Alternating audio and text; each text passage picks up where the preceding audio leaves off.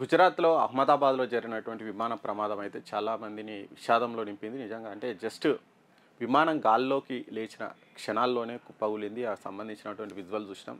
మరి అసలు ఈ విమాన ప్రమాదానికి కారణం ఏంటి అనేది అయితే దర్యాప్తు కొనసాగుతుంది. నేపథ్యంలో అసలు ఈ ఫ్లైట్స్ ఏవైతే బోయింగ్ 787 విమానాలు ఏవైతే ఉన్నాయో ఇవి అసలు నిజంగా ఆహ్, దీని భద్రత మీద అయితే ఇప్పుడు కాదు చాలా రోజుల నుంచి ఈ భద్రత కరెక్ట్ లేదు.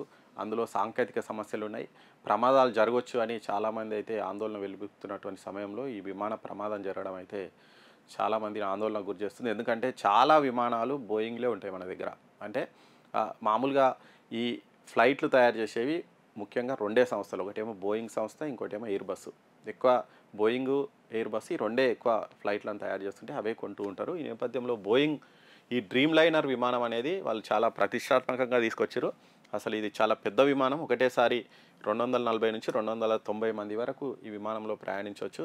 ఇది 57 మీటర్ల పొడవుంటది. రెక్కల పొడవు 60 మీటర్లు, ఎత్తు 17 మీటర్లు. ఇట్లా రకరకాల కొత్త కొత్త ఈ టెక్నాలజీతోని 2011లో అంటే దాదాపు ఒక 14 ఏళ్ల కింద ఈ బోయింగ్ డ్రీమ్ లైనర్ ఏదైతే ఉందో 787 ఈ విమానాన్ని అయితే మార్కెట్లోకి తెచ్చింది ఆ సంస్థ. ఈ నేపథ్యంలో చాలా విమానాలు అంటే ఇది ఒకటేసారి చాలా 13,500 కిలోమీటర్ల వరకు ప్రయాణిస్తుందంట. అంటే ఒక్కసారి ఫ్యూయల్ ట్యాంక్ ఫుల్ చేస్తే 13,000 కిలోమీటర్లు ప్రయాణం చేస్తుంది. అందుకని చాలా దూరం ప్రయాణించేటువంటి దానికోసం ఈ విమానాలను ఎక్కువగా యూజ్ చేస్తూ ఉంటాయి ఎయిర్లైన్ సంస్థలు. మరి ఈ నేపథ్యంలో దీంతో పాటు ఇది ఇంధనాన్ని కూడా తక్కువ యూజ్ చేసుకుంటుందంట. ఎందుకంటే దీని బాడీ ఇట్లా ఫైబర్ తోటి కార్బన్ ఫైబర్ తోటి దీని బాడీ నిర్మించారట. ఎక్కువ ఇదేమో బలంగా ఉంటుందంట. గట్టిగా ఉంటుంది, తేలికగా ఉంటుంది. అందుకని ఈ రెండిటి మిక్స్ వల్ల ఇదేమవుతుందంటే తక్కువ ఇంధనాన్ని యూజ్ చేసుకుంటూ ఉంటే దాదాపు ఒక 20% ఇంధనాన్ని ఫ్యూయల్ని కూడా ఇది ఆదా చేస్తూ ఉంటుందంట. ఈ నేపథ్యంలో చాలామంది చాలా విమానయాన సంస్థలు దూర ప్రయాణాల కోసం దీంట్లోనే ఆర్డర్ చేసి తెప్పించుకుంటూ ఉంటాయి. కాకపోతే ఇది చాలా వరకు ఇక్కడ వివాదాలు కూడా ఎదుర్కొనుంది. అసలు ఇది నాణ్యత బాలేదు. భద్రతా పరంగా కొన్ని రాజీ పడ్డది అనేటువంటి సీట్లు వదులుగా ఉంటాయంట. పిన్స్ సరిగా ఉండవంట. నట్లు బోల్టు గట్టిగా బిగించకపోవడం, భద్రత లేని ఫ్యూయల్ లైన్ క్లాంపులు ఇట్లా చాలా ఉన్నాయి అని విమానయాన సంస్థలు అయితే ఆరోపిస్తున్నాయంట. మరి గతంలో కూడా ఈ విమానాల్లో కొన్ని సమస్యలు వచ్చినాయి. దానికి సంబంధించి వచ్చినాయి చూడొచ్చు. ఇక్కడ సాంకేతిక సమస్యలు చాలా ఉన్నాయంట. ఈ డ్రీమ్ లైనర్ విమానంలో హైడ్రాలిక్ లీక్ సమస్యలు, బ్యాటరీ సమస్యలతో గతంలో చాలా విమానాలు ఎమర్జెన్సీ ల్యాండింగ్ అయినాయట. మరి ఈ నేపథ్యంలో చాలా వరకు ఈ డ్రీమ్ లైనర్ విమానాల భద్రత మీద సందేహాలు వస్తున్నటువంటి నేపథ్యంలో అదే విమానం ఈరోజు కూలడం అనేది మరి దాని మీద విచారణ జరపాల్సినటువంటి అవసరం అయితే ఉంది. ఇక్కడ చూడొచ్చు ఈ ఈ బోయింగ్ 78 ఇది ఇప్పుడు ఏదైతే కూలిపోయిందో 6 నెలల కింద కూడా అదే విమానంలో సాంకేతిక సమస్యలు వచ్చినాయట. ఈ విమానం గత డిసెంబర్లో కూడా భారీ సాంకేతిక సమస్య తలెత్తడంతో విమానాన్ని అత్యవసరంగా ల్యాండ్ చేశారంట. దాంతో నిర్వహణ లోపాలు, విమాన భద్రతా ప్రక్రియలో లోపాల మీద చాలా వరకు అంటే ఇదే విమానం 6 నెలల కింద కూడా ఒకసారి సాంకేతిక సమస్య వచ్చిందంట. మధ్యలో దింపేసిరట. మరి అదే విమానం ఈసారి కుప్పకూలింది. జస్ట్ మనం చూసినాం ఆ విజువల్లో ఇట్లా లేచి పడిపోయింది అంతే.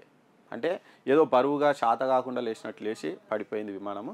మరి దీని నేపథ్యంలో ఇదైతే మనం చాలా కీలకమైనటువంటి విషయం. దీని మీద దృష్టి సారించాల్సినటువంటి విషయం అయితే ఉంది. గతంలో కూడా చాలా వరకు ఈ డ్రీమ్ లైనర్ విమానాల్లో సాంకేతిక సమస్యలు అయితే వచ్చినాయంట. ఇక్కడ అమెరికా ఎయిర్లైన్స్కి చెందినటువంటి ఒక విమానం 245 మంది ప్రయాణికులతో వెళ్తుంటే ఈ ఐవరీ కోస్ట్ గగనతరంలో ఉండగా సడన్గా నియంత్రణ కోల్పోయి కిందికి వచ్చిందట వేగంగా. ఇమీడియట్గా పైలట్ దాన్ని సరిదిద్ది సేఫ్ ల్యాండింగ్ చేసిందంట. గతంలో సెప్టెంబర్లో కూడా ఎయిర్ ఇండియాకు చెందినటువంటి సేమ్ విమానం సాంకేతిక సమస్యలు వచ్చిందంట. మరి జూలైలో కూడా ఎయిర్ ఇండియాకు చెందినటువంటి డ్రీమ్ లైనర్లో మరి అది కూడా అమెరికా నుంచి వస్తుంటే ఇక్కడ కూడా ఏదో సమస్య వస్తే మళ్ళీ దాని మధ్యలో దించేసిరట. ఇట్లా న్యూజిలాండ్కి చెందినటువంటి విమానంలో కూడా సడన్గా పైనుంచి సడన్గా కిందికి వచ్చిందంట. ఇది కూడా అప్పుడు కూడా ఇది పెద్ద సంచలనం అయితే అయింది. ఇట్లా చాలా ఉంది. అంటే ఈ బోయింగ్ విమానం, ఈ డ్రీమ్ లైనర్ విమానం 787 విమానం ఏదైతే ఉందో దీంట్లో అయితే చాలా భద్రతా సమస్యలు అని చెప్పి వస్తున్నాయి. గతంలో కూడా 1-2 విమానాలు కూలిపోయినాయి కదా, అవి కూడా బోయింగ్ సంస్థకు చెందినటువంటివే. అవి కూడా మరి భద్రతా సంబంధమైనటువంటి సమస్యలు ఉన్నాయని అయితే చెప్తున్నారు. ఈ నేపథ్యంలో అసలు బోయింగ్ విమానాల భద్రత ఏంది, దాని మీద అయితే క్షుణ్ణంగా దర్యాప్తు చేపట్టాల్సిన అవసరం ఉంది. ఎందుకంటే ప్రాణాలు, వందల ప్రాణాలు నిన్న చూసినాం కదా, విమానంలో ప్రయాణించేటోళ్ళు చచ్చిపోయారు. కింద అమాయకంగా వాళ్ళకి ఏం తెలియకుండా ఎక్కడో ఉన్న డాక్టర్లు కూడా వాళ్ళు కూడా చనిపోయారు. మరి నేపథ్యంలో అయితే ఇది బోయింగ్ విమానాల భద్రత మీద అయితే ప్రపంచవ్యాప్తంగా ప్రస్తుతం అయితే చర్చ అయితే జరుగుతుంది.